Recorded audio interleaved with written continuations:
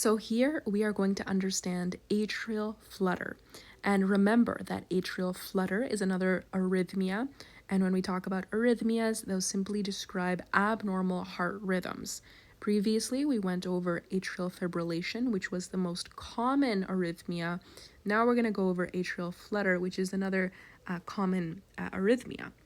Now, atrial flutter, it's caused by the formation of a re-entry circuit, and essentially it's going to be an abnormal electrical circuit within the atria, causing the atria rate to quicken or flutter instead of fully squeezing and contracting. In comparison to atrial fibrillation, the atrial flutter is caused by re-entry circuits rather than multiple sites of rapid and random depolarization events. So remember, when we talked about atrial fibrillation, in atrial fibrillation, we had these cells, we had these pacemaker excitable cells found within the myocardium, which can send off these random and rapid signals, which cancel out the signal of the SA node, and then causing those atria to contract very rapidly, and then sending that signal off to the AV node, and then eventually contracting the ventricles in a rapid and random manner as well. So in atrial fibrillation, we had those multiple sites of rapid and random depolarization events, but we don't see that in atrial flutter. Instead, in atrial flutter, the arrhythmia is caused by an abnormal electrical circuit, or that re-entry circuit. And when we talk about atrial flutter, we have two different forms. We have typical and atypical. So when we talk about typical atrial flutter is due to a specific location known as the CTI, the cavo-tricuspid isthmus. Now, when the re-entry circuit, it's formed in this location, this is the typical arterial flutter, and it's the most common macro re-entry atrial tachycardia. But when we talk about atypical atrial flutter, it's independent of that CTI, and it can originate in the right or left atrium. Now, regardless, let's go over typical signal transduction in normal heart rhythm. So in normal heart rhythm, remember that the signal transduction, it begins at the SA node. And the SA node, it sends off that initial electrical signal and causes the atria to contract in a synchronous manner, pumping blood into the ventricles. Now that signal, it's eventually going to reach the AV node.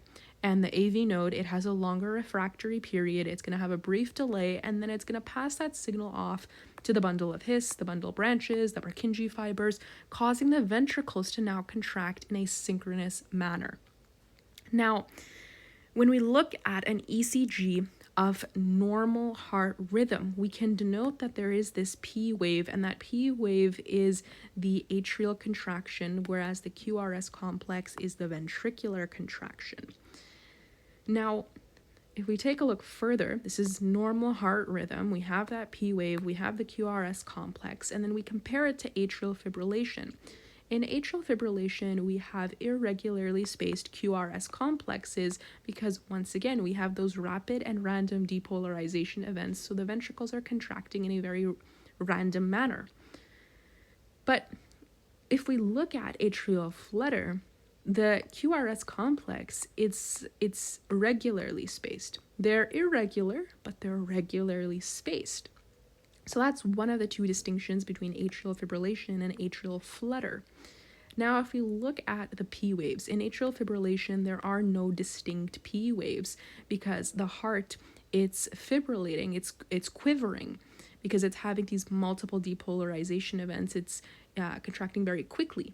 So we have this more scribble line. We don't have distinct P waves. Whereas in atrial flutter, we have more uniformity. We have this saw-like shape, and this denotes the fluttering of the atria. So we don't have a distinct P wave, but we have more of a fluttering type of wave denoting atrial flutter. So those are the two distinctions to look for between atrial fibrillation and atrial flutter, that we have regularly spaced QRS complexes, and we have a saw-like shape for atrial flutter, whereas for atrial fibrillation, it's irregularly spaced, and the QRS complexes, and it's more of a scribble. There's no distinct P wave. Now, remember that the AV node, it has a longer refractory period. So if we have a abnormal electrical circuit within one of the two atria for atrial flutter, we're going to have abnormal signals reaching the AV node. And when we have abnormal signals reaching the AV node has a longer refractory period, so it's not going to transmit all of the signals that it receives. Relatively, it's a 2-to-1 ratio. So if the atrial rate is 300 BPMs, the ventricular rate is going to be about 150 BPMs. So going back, when we have either typical or atypical atrial flutter, the AV node is receiving abnormal signals from those reentry circuits, causing the ventricles to contract in an irregular manner, and also the atria are contracting in an irregular manner, and we can see that in our ECG. And that is essentially atrial flutter. It is caused by the formation of reentry circuits, which are abnormal electrical circuits, rather than multiple sites of rapid and random depolarization events as seen in atrial fibrillation.